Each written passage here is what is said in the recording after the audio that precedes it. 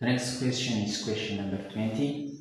It says three capacitors C1 1 microfarad, C2 4 microfarad, and C3 4 2 microfarad are connected to a 40 volt battery as shown in the figure below. This is 40 volt, and capacitors are connected in parallel and series. C1 and C3, this is C3 and C1 connected in parallel and then in series. So we know that if capacitors are connected in parallel, like this, if you have one capacitor, let's say C1, another capacitor, let's say C2, another capacitor, let's say C3, connected with this voltage source, therefore the total capacitance for series connection is total is equal to C1 plus C2 plus C3. This is for serial parallel connection of capacitor. This is how we find total capacitance. The charge Q is equal to C total times voltage supplied. This V will give you the total charge. Okay, let's look also the series connection of capacitor. So if three capacitors C1, C2, C3 connected in series with the voltage V, this is C1, C2, and C3. The total capacitance will be 1 over C total is equal to 1 over C1 plus 1 over C2 plus 1 over C3. Therefore, after we find T total, again, check Q total is equal to C total times the voltage supplied. Okay, so having this in mind, now let's go back to question.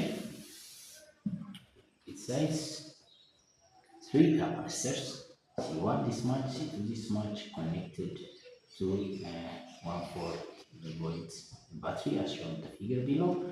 Therefore, this is 1 microfarad. These two are connected in parallel, so the total capacitance is C total is equal to 1 microfarad plus this one 2 microfarad.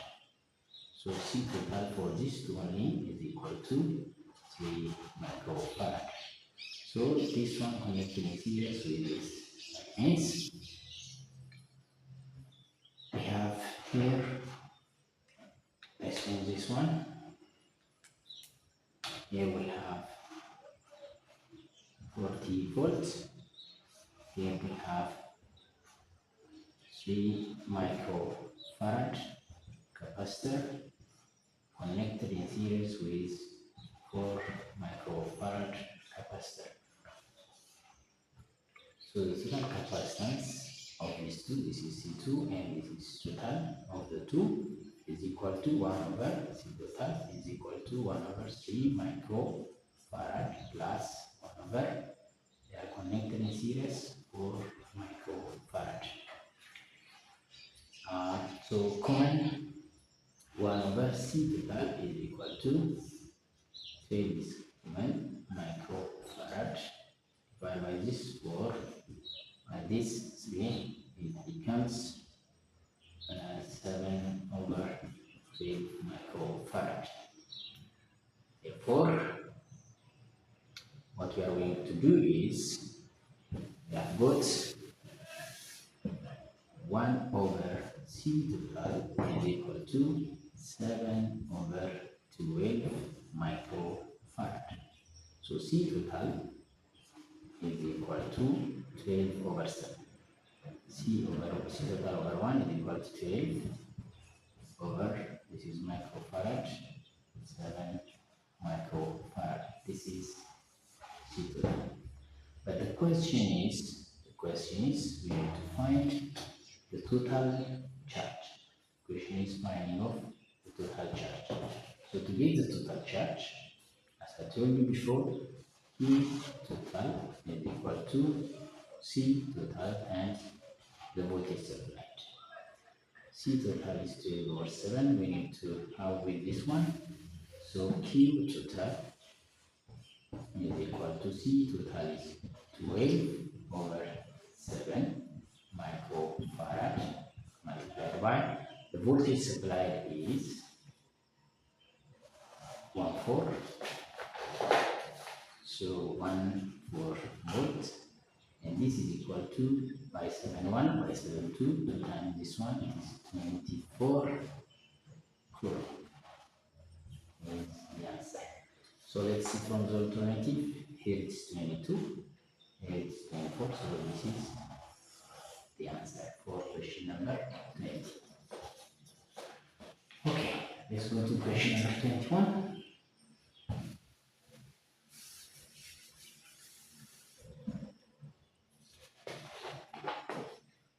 Question number 21, it says, consider a 10-meter long rubber and a 10-meter long copper rubber and copper wire with similar cross-sectional area.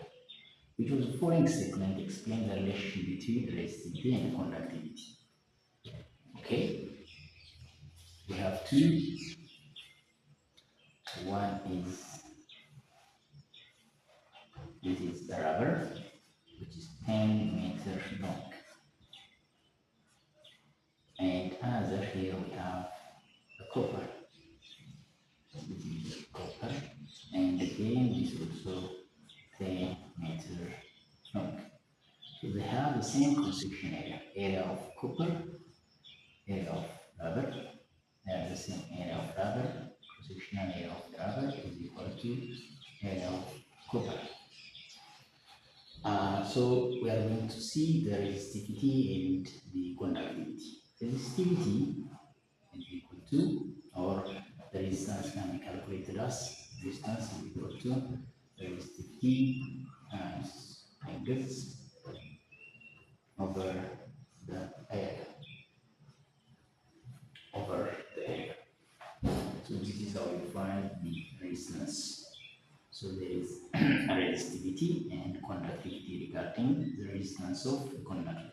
So they have the same length, the same cross-sectional area, cross-sectional area. These two are the same, but the resistivity is not the same for both of them. Resistivity is one of the material property that measures how strongly material opposes current. And when you compare with conductivity, the symbol for conductivity is equal to 1 over resistivity.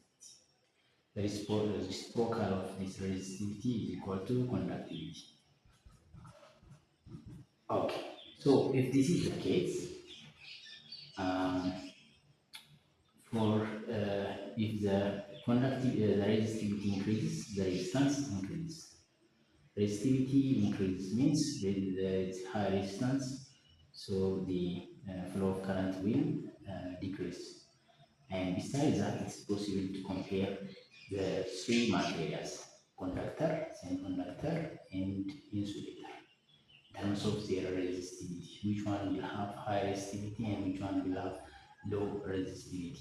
For example, for insulator, the resistivity is very high. For insulator, resistivity is very high. For conductor, resistivity is very low.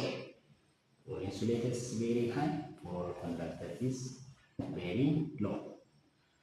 For insulator again, conductivity is very low. For conductor, conductivity is very high. This is how we compare the resistivity and conductivity. Now let's come to the question. It says, unlike copper, rubber does not have good conductivity due to its low resistivity. As you see here, rubber does not have good conductivity. That's correct. The conductivity of rubber is very low, but the resistivity is very high. But it says low resistivity. You know that conductivity and resistivity, they are inversely proportional. If one is high, the other is low. So this question cannot be the answer. Cannot be the answer. B. like rubber, copper is highly conductive. That's correct. Due to high resistivity. That's incorrect. So high conductivity, again, you apply the same formula. You say high conductivity, resistivity should be low. Let's say high. So it opposes what we have in the formula. So this cannot be the answer. Since both copper and rubber have the same lengths and cross-sectional area, that's correct. The resistivity is the same. No, resistivity is not the same. The resistivity is not. They have different resistivity. The resistivity of copper is different from the resistivity of the rubber. Even though, because resistivity actually here the resistivity is equals to area times the resistance over length. These two are the same, but resistance is not the same. Resistance is not the same. D, even though the cross-sectional area of the rubber and copper is the same, their conductivity is different. That's correct. They have a different conductivity. They have a different conductivity. So different material have different conductivity and resistivity. Even copper and aluminum, they have a different conductivity and resistivity. Okay, so that's enough here. So let's go to question number 22.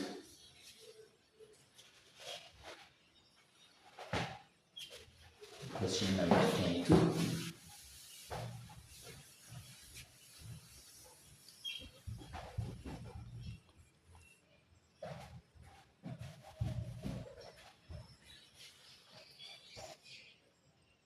Three resistors of resistance 1.5, 2.5, and 4 are connected to a 12-volt battery as shown in the figure below. How much current will flow in 4 ohm resistor?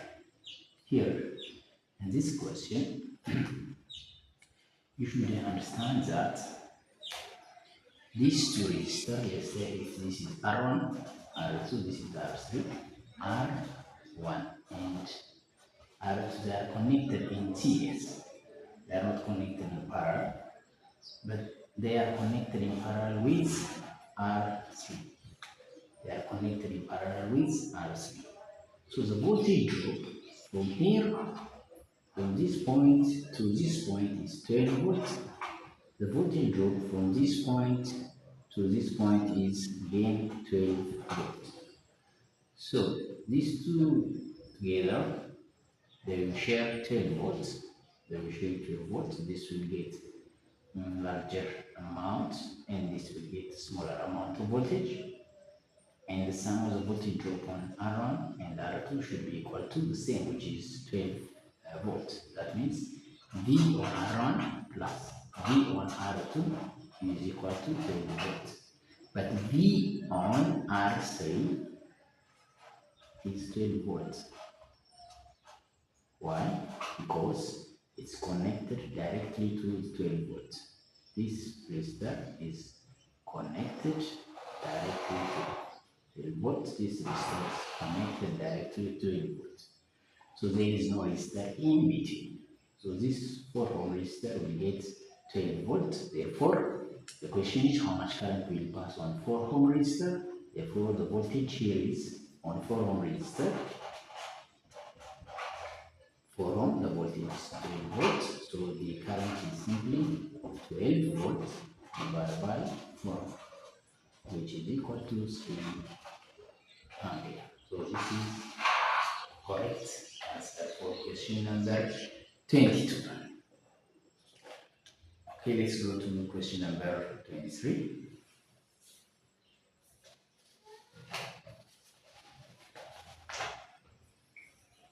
Question number 23.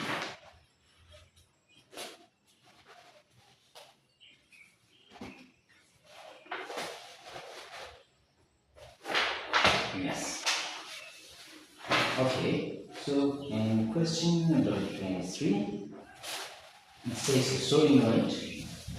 It's all about solenoid with 100 turns of wire has a length of 2 meters and it carries a current of 0.5 ampere. The magnitude of the magnetic field at the center of the solenoid. So, question is finding the magnetic field. The magnetic field is equal to N multiplied by the current. So, we need to know the values of N. So, N is equal to, let's go on here, N is equal to number of turns lengths.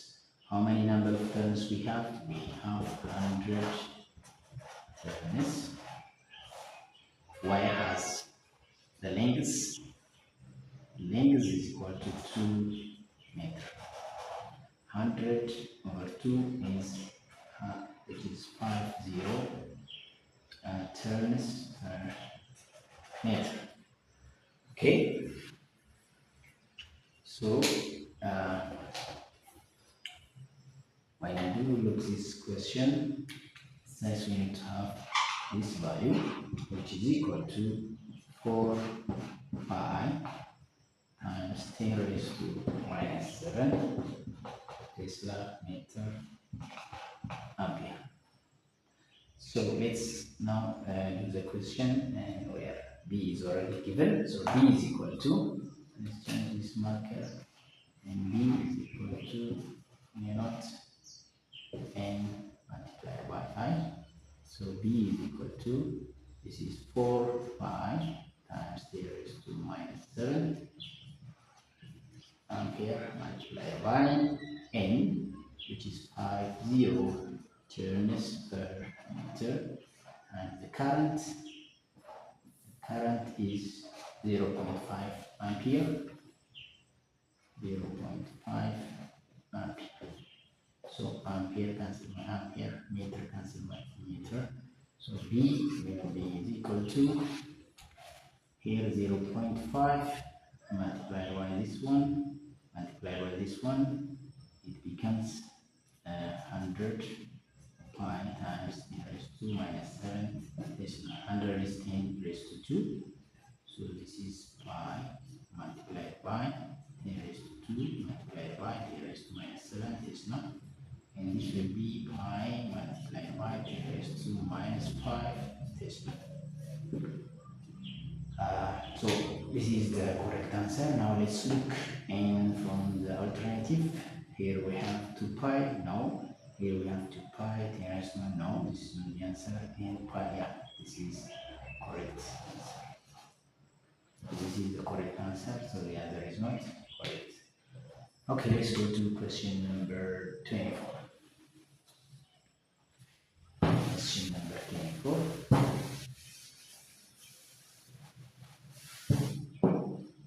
Question number 24. Here it is. Consider a charge Q moving at speed V. Speed is given here, perpendicular to the magnetic field. Speed is given. What will happen to the new magnetic force F if the speed of the charge is direct? So first let's write the formula. It says force is equal to, it's a vector quantity which is equal to Q V cross V. V cross V, that is what we have, the cross product of the two. So one is perpendicular, so this force is equal to Q V sine theta. The angle between V and B. We have V in certain direction, we have B in the other direction, so we consider this theta. So this theta is taken from here. So force is equal to, this is 90 degree for now because it says charge moving at speed V perpendicular Perpendicular means it's 90 degree. Therefore, QVB sine 90 is 1 multiplied by 1. So here we have formula. So force is equal to QVB. So what will happen? What will happen to the new magnetic force if the speed is doubled? So let's make this by 2. So force is equal to Q, this is the speed is doubled, to V times V. So this will be equal to, you can write 2 outside, this is the new force. The new force is equal to 2 times this, so 2 QVB. So 2 QVB is the previous force. So this is the previous force. So the new force is 2 times the previous force. Okay. So A says half the original force. No. Double the original force. Correct. Square of the original force. No. Same as the original. No. So this is he is the correct answer. Question number 25.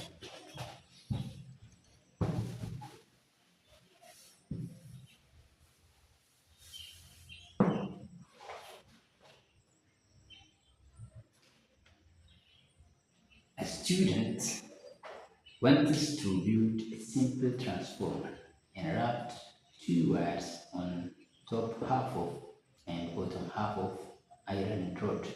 The top wire was connected to AC voltage supply, which the following can occur in the transformer. We have rod. So in this rod on the top we have a wire, and on the lower one also we have a wire.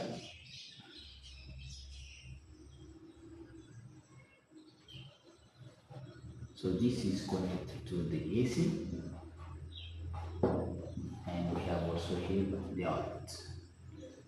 So this is V in, we are going to V out. So let's read again. Students want to build a simple transformer and wrap 2 wires on the top half of the bottom and the bottom half. This is the top half, top, and the other one is the bottom, lower, the bottom, and half of the iron rod. Top wire was connected to AC voltage. This is AC voltage, and which was following can occur in the transformer. So the self-inductance of the wire wrapped on the top will magnetize the wire in the bottom of the rod. Okay. When you solve such question, you have to know that this wire will induce a magnetic field. So on this one, and due to that, there is a current AC output on the second one. So let's see. So this cannot be the answer. The top wire will be magnetized. Yes. The iron rod and alternative current will be used in the lower. That's correct. Top wire will be magnetized. This will be magnetized due to the current that flows. There is a magnetic field that is produced by this one, and the iron rod will be, this iron rod will be magnetized due to the wire. Then due to the magnetization of this iron rod, there is a change in magnetic field on this wire. Due to the change in magnetic field on this wire, there is AC current will be produced on the second one. So in the first one, first there is a magnetic field on the wire. The magnetic field will magnetize the iron rod. The magnetized iron rod, this iron rod, the whole iron rod will be magnetized. The magnetized iron rod will create a magnetic field on the wire. This wire, due to that, the change in magnetic field of on the iron wire, the magnetized iron wire, will create current on the secondary wire. So due to this, there is production direction of current. So B is the correct answer. And C, magnetic field will be induced in the lower wire. Induced in the lower wire that will magnetize iron rod. No. Magnetic field will be produced in the lower wire. No, in the lower wire, magnetic field will not induce. But first, the rod is will be magnetized due to the rod in the second wire. There is a magnetic field on the secondary. So this is the answer. The amount of electric current in the lower wire is zero. It's not zero. So the correct answer is B. Let's go to question number 26.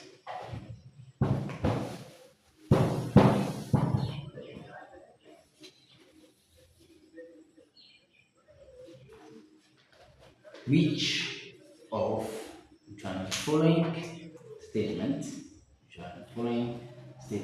is true about the conductivity of doped silicon semiconductor? If silicon is doped with boron, majority carriers are free electrons. If silicon is doped with boron, majority carriers are free electrons. That is incorrect. Why? Because doping,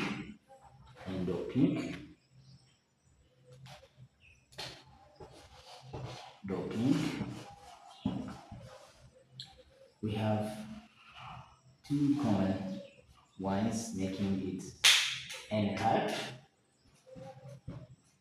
and the other is making it P-type. So to make it to P-type, silicon material, we start from silicon. So we use here a pentavalent element. Pentavalent element are phosphorus is the best example. Arsenic also the best example to make this one. So after you drop this phosphorus into silicon,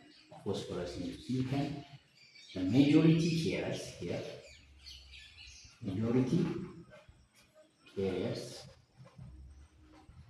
will be electrons, but minority carriers will be holes. When you come to here, in silicon we use boron, 3-valent element. In the chemistry you get 3 electrons like boron, ammonium also another example to make it the p-type. So in this case, majority carriers will be the doping holes, because we are doping B, the 3-valent element. There is 3 electron, here 4 electron. So 3 plus 4 is 7, so 1 is left. Due to that, there is hole is created. So the minority carriers will be electrons. So having this in mind, let's go back to the question. Which one of the following statements is true? If silicon is doped with boron, the majority carriers will be holes, but it says electrons, so this is not the answer. If silicon is doped with boron, the majority carriers are holes. That's correct. If silicon is doped with arsenic, so we are going with p-type material, that's pentavalent element, so the majority carriers are electrons, not holes. If it is arsenic. If silicon is doped with arsenic, the number of free electrons and holes are equal. No, they cannot be. We are doping with the pentavalent element, so they cannot be equal. One should be greater in doping process, so this cannot be the answer. Let's go to question number 27.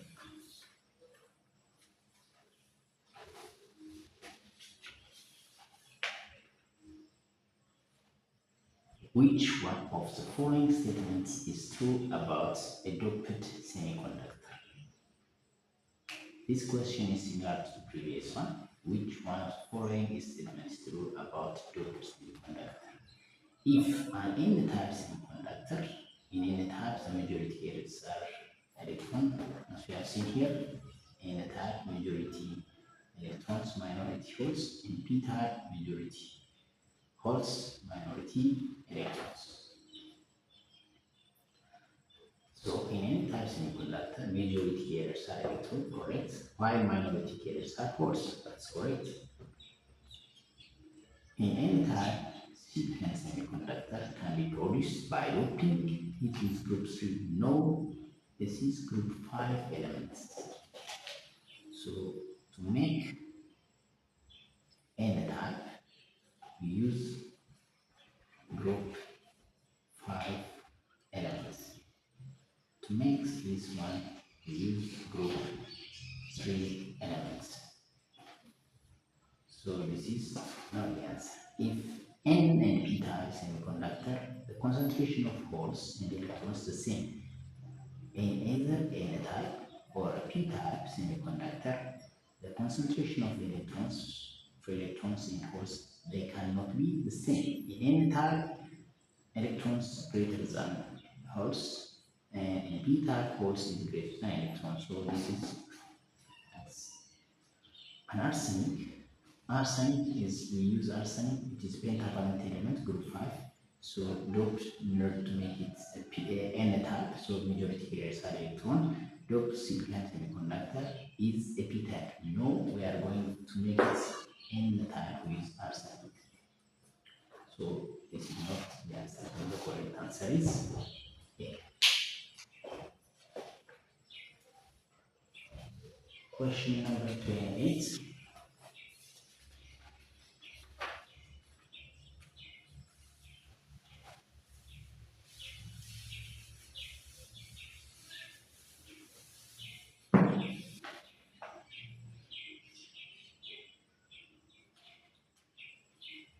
Two mirrors make an angle of 90 degrees with each other. Ray is incident on the horizontal mirror and at an angle of 60 degrees to the normal. Find the angle the ray makes when it's normal to the vertical mirror. It is reflected from both mirrors. Okay, we have two mirrors. One is horizontal mirror, the other is vertical mirror. They make 90 degrees with each other.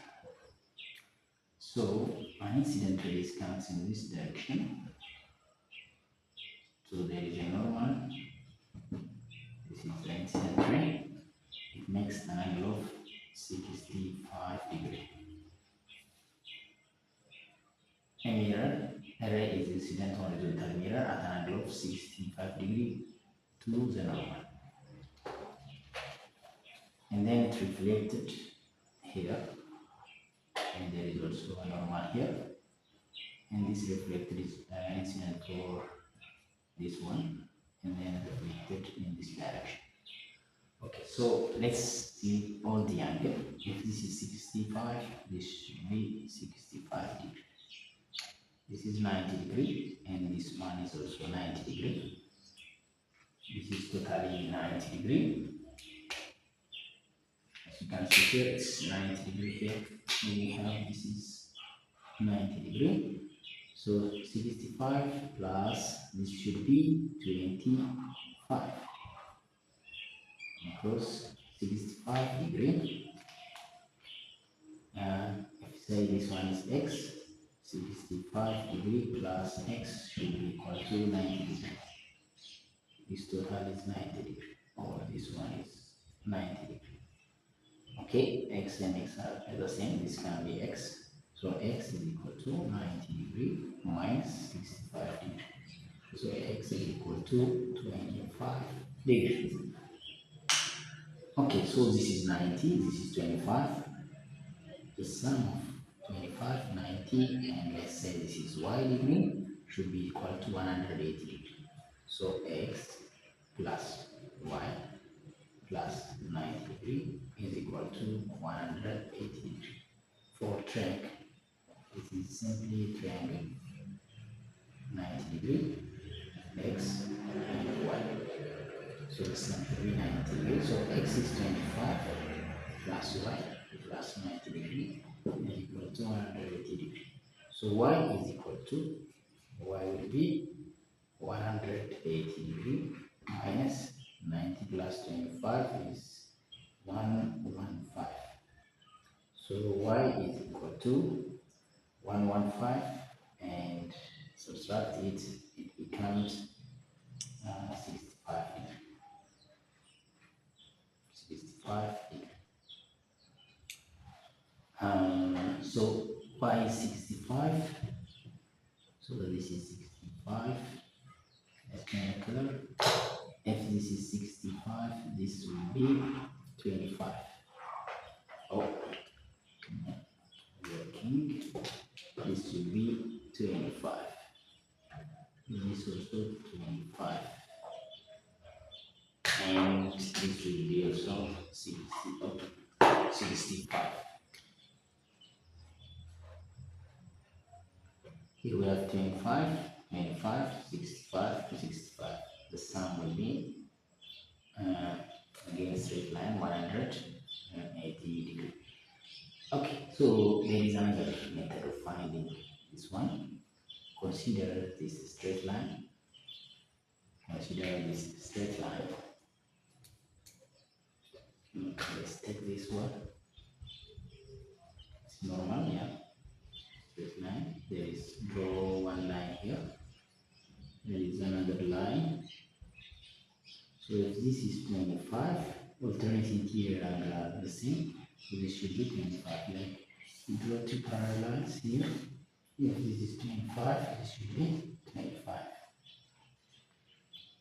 If these two are parallel, so this is 25, this will be 25. So this is the angle of incidence, this is the angle of friction. So now let's go to the question. It says find the magnetic angle the ray makes with normal to the vertical mirror after it is reflected. To the vertical angle, find the angle the ray makes with the normal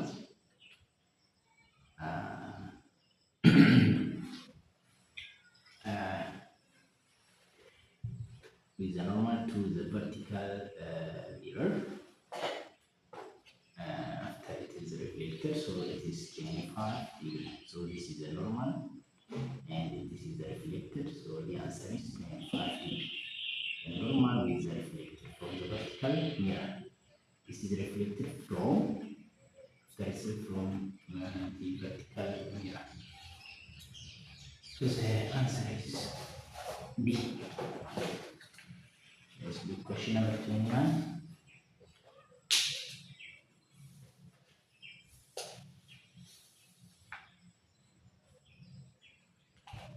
Okay, it says an iron bar is partially submerged in water, appears to be bent. What explains the reason behind this phenomenon? Okay, so let's look at this.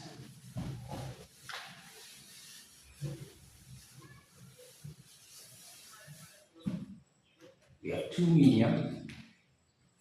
Next, this is air, this is water. Air comes in this one, so index of refraction N of air is different from water.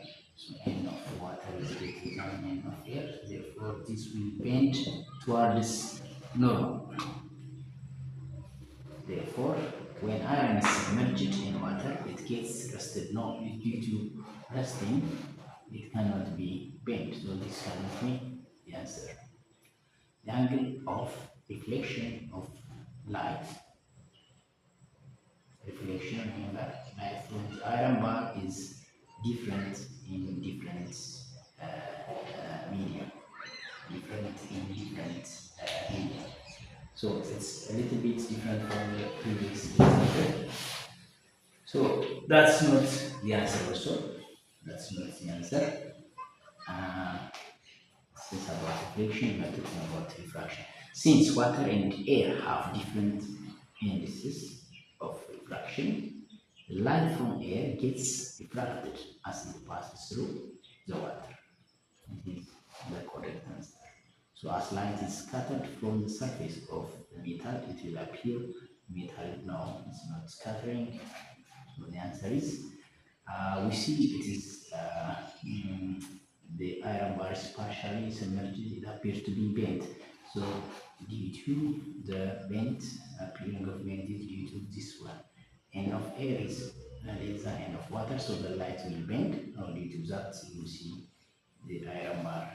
And so this is C is the correct answer. Okay, question number 30.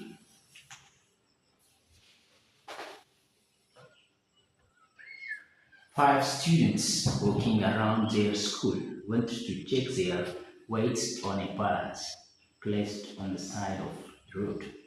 The reading of the balance and the true weight of students are given in the table shown below. Student 1, student 2, student 3, student 4, and student 5. So these are the weight measured in kg, and the true weights already recorded here. So let's compare the two together. It says 48 and here is 46. So the difference is 2 kilogram. Here the difference is 2 kg. Here it says 52 and here 50. The difference is 2 kg.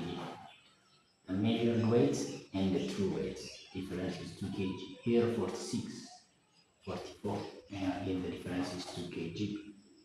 50, 48, 2 kg, 14, 2 kg. So there is a difference in 2 kg from the measured value into weight. So this error actually comes due to the problem of calibration of measuring instrument. Measuring instrument is not well calibrated. Well calibrated. So due to that, we will see such type of error. Due to that, we will see such type of error. So the question says, what can you say about the difference between the true weight and the weights measured on the balance? The error in the weights measured by the balance are commonly we have two errors, systematic and random error. So random error is not the answer. It's not the answer. So this random error, maybe if there is a variation between measurement, one person measure the other value the other, but this comes from the calibration problem from the instrument. So this is an example of systematic error. It comes due to the problem of calibration of the instrument.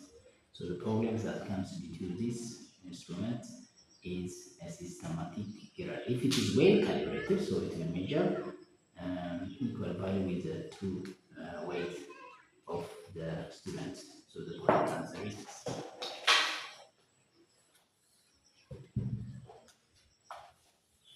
question number 31. Three vectors F1, F2, F3 are drawn on a scale as shown in the figure below. F1, F2, and F3.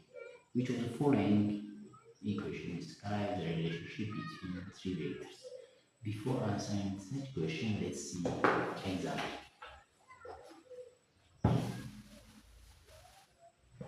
Let's say this is F1. Let's say this is F2. Let's say this is F3. So these are three vectors. One is F1, the other is F2, the other is F3. So to get the resultant, we have to connect tail with head here, head with head here. So this is the resultant.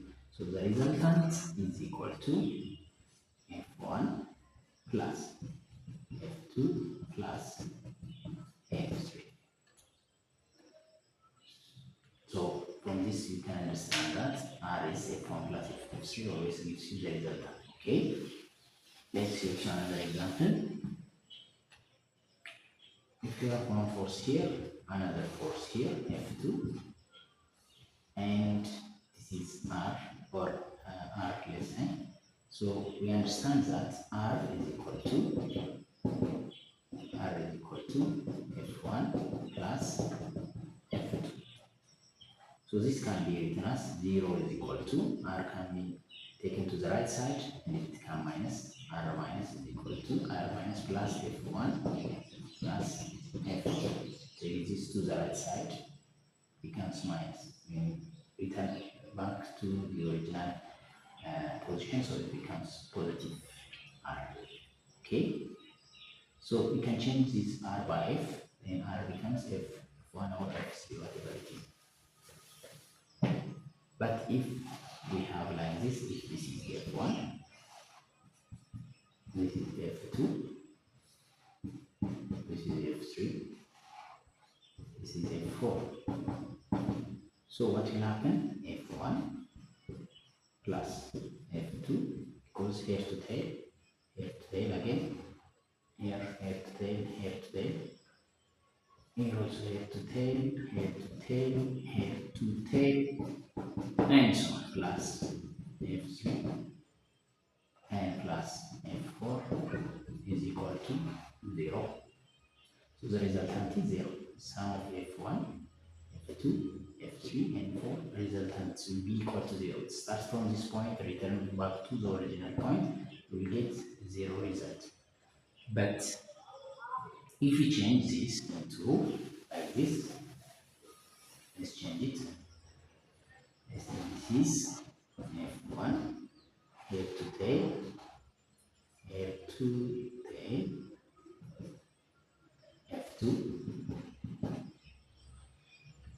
let's say this is F3.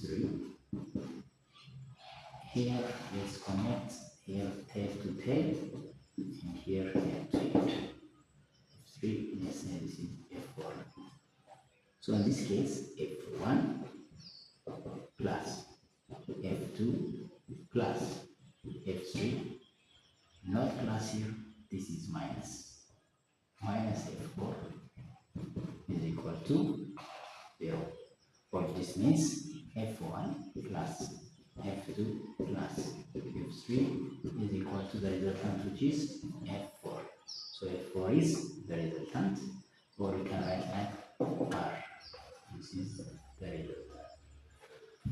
Okay, now let's come to the question. Here we have three vectors. 1, F2, F3 are drawn on a scale as shown in the figure below, which one the following equation. As you know, there is F2 here to tail, so F2 is here, plus here we have F3, but this should be minus in opposite direction, so it is minus F1 is equal to 0, or we can write F2 plus F3 is equal to F1. So F1 is the result. Now let's look at this one. Now this is not the answer. This one, F1 is minus. Yeah, this is the answer. F2 minus. No, F2 is not minus, because we consider only a vector which have in one side head to head, in the other side should be tail to tail. But if it's on the other side, here we have head to tail, here tail to tail. Even if on this side we have tail to tail, on this side head to tail, so it fails. So this is not the answer. Same thing F3, no, here head to head, here head to tail, so it fails again. This is the, no, this B is the correct answer. Question number 32.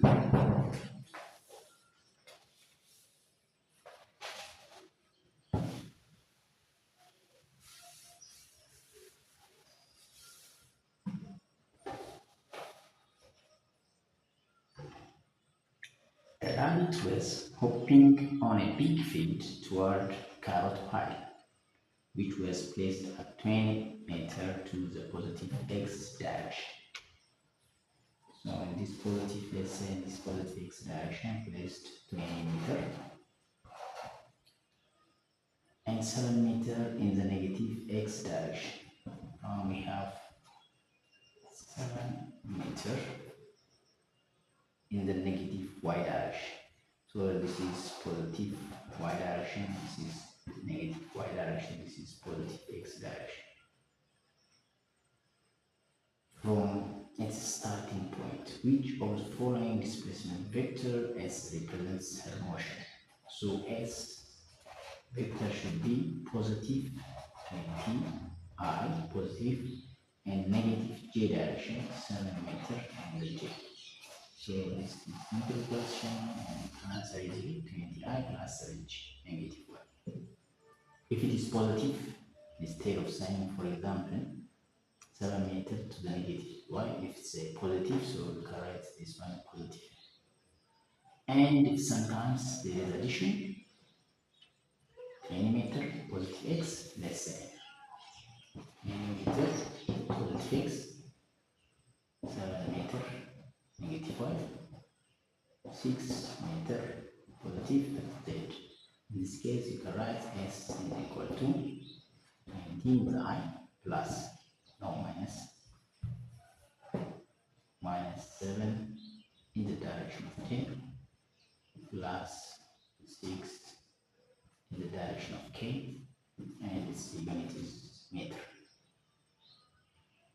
Okay, so the other way around, 20 meter in positive x, 8 meter in positive y, 6 meter and then negative z. So in this case, as the displacement will be 20I plus 8j minus 6 in the direction of z, and the unit is meter. This is how you are going to write if you face this type of question. So, but you have to know that positive x and minus x, positive y and minus y, and this is positive z, and this is minus z.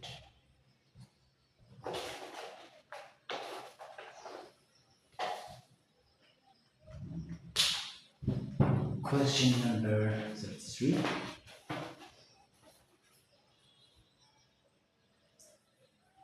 Which one of the following statements define the term reference frame? Which one of the following statements define the term reference frame? So, a physical body on which, regarding the reference frame and the coordinate axis. So, reference frame, we have one reference frame here, for example, x and y and z, and we may have another reference frame which is moving, which have x, y, and z. So we are looking if this object, in terms of this reference frame, may be stationary. In terms of the other reference frame, it's not moving. For example, this object may appear here. So again, here we have x, and this is in the z direction, so the object is here. So this is the initial R initial position, and this is R the final position from this reference frame. So these are the basic concepts regarding the reference frame. So based on that, we answer such question. Here it is. It says that physical body on which coordinate axis is fixed. Coordinate axis is fixed. Axis is fixed to measure the motion of the other body, one, and boundary of physical. No, this is not the answer. Therefore,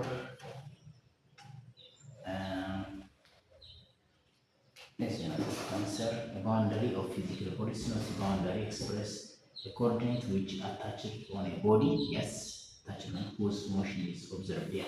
Attached to body. This is the coordinate which have the x, y, and z coordinate, and the motion is observed. That's correct. Coordinate on which all moving bodies at any velocity appear to stationary. Now, No. So this is not the answer. So there is a coordinate which attached to a body whose motion is observed. So sometimes it will appear with such result where the coordinates, and this is stationary, and this is a moving one. This is one frame of reference, and this is the other frame of reference. But so this coordinate which attached to the body whose motion is observed is the better expressed than the other one.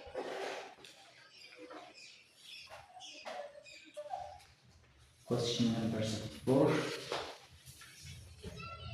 A race car starting from rest accelerates at a constant rate of 4 meters. What will be the velocity of the car after traveling a distance of 20 km?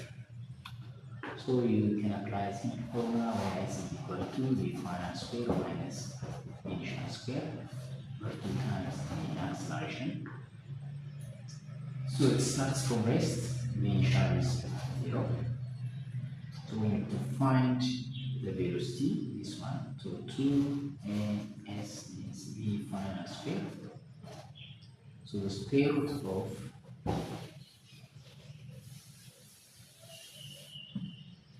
square root of 2s is equal to the final square root of 2 times the acceleration is 4 meters per second square and 20 kilometers. So don't forget it's kilometer. Most of the time they will forget this kilometers, therefore this will be equal to multiplied with this one 2 times yes, this is 4 times 4 times here 10,000 1, 2, 3. So the whole we have meter per second. This is there is 10 to multiply 2 is 4. 4 is here and 10 kilometer. This is kilometer. So we can take out 4 outside 1. We can take out 100 meter per second is the final simple meter. You can use anything you want to any direction. So this is be 400 meter per second. So this is the answer.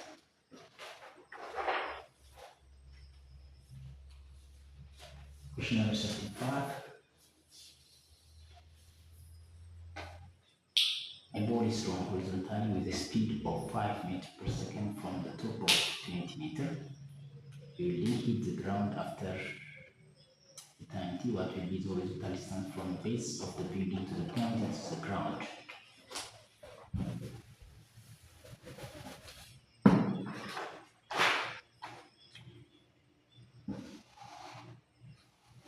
It is 20 meters here.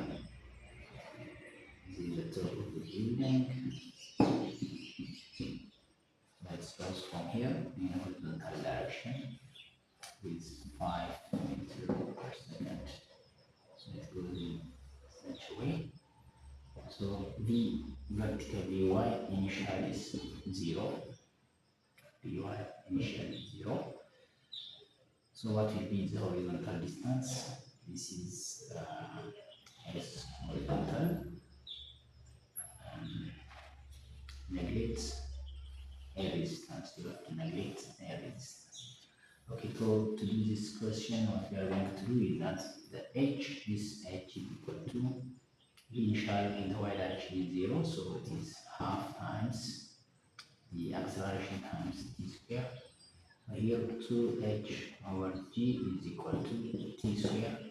So 2 times h is 20 meters over 10 is equal to t square. 0 by 0, 4 square root of 4 is t. Therefore, t is equal to 2 seconds.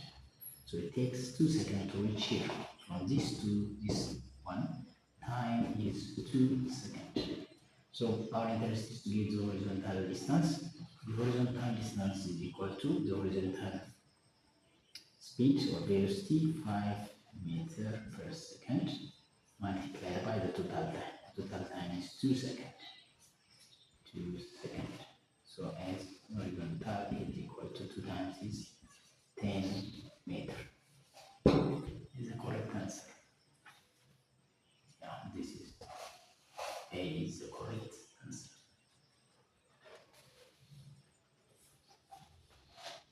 Question number 6.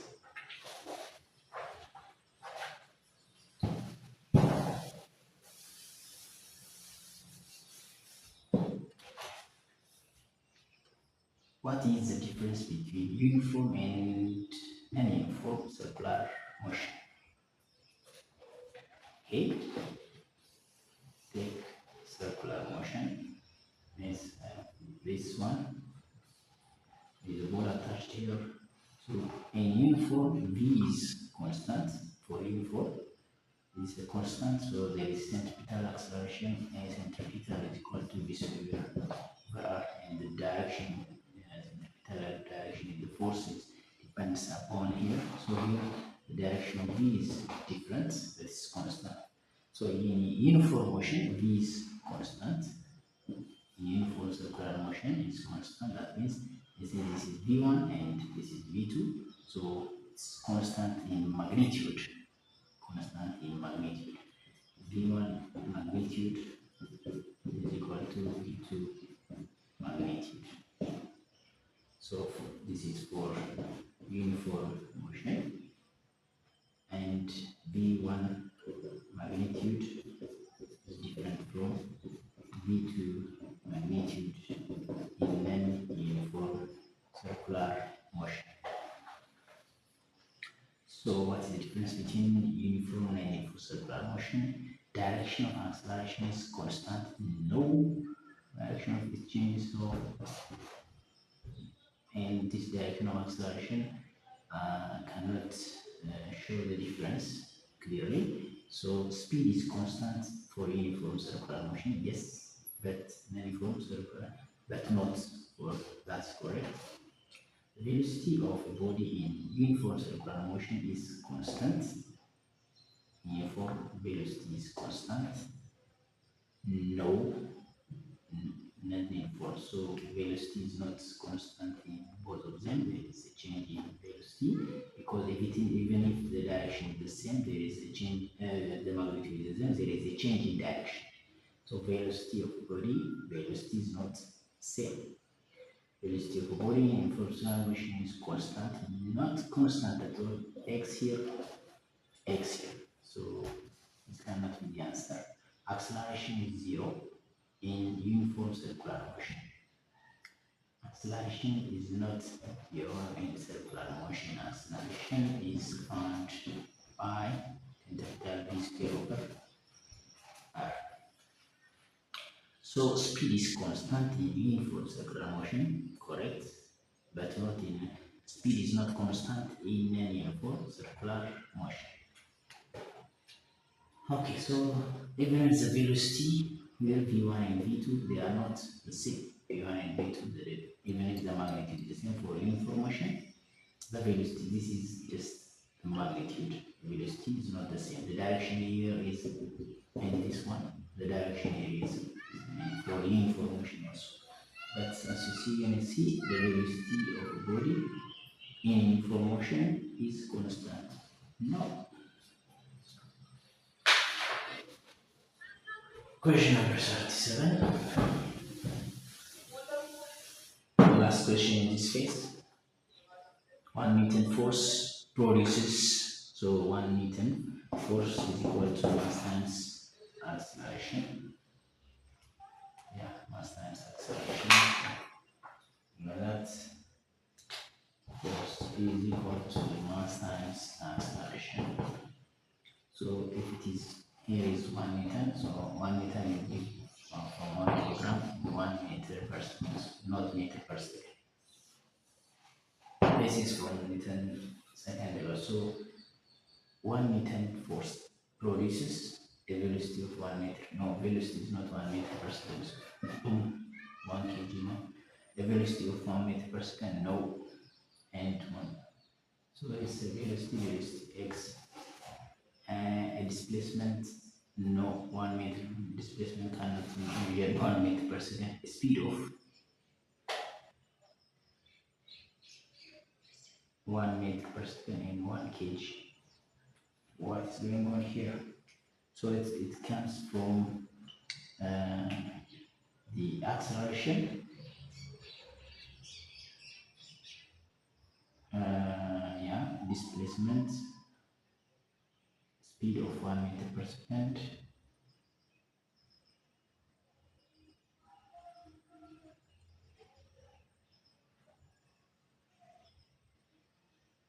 No, it comes from the velocity of 1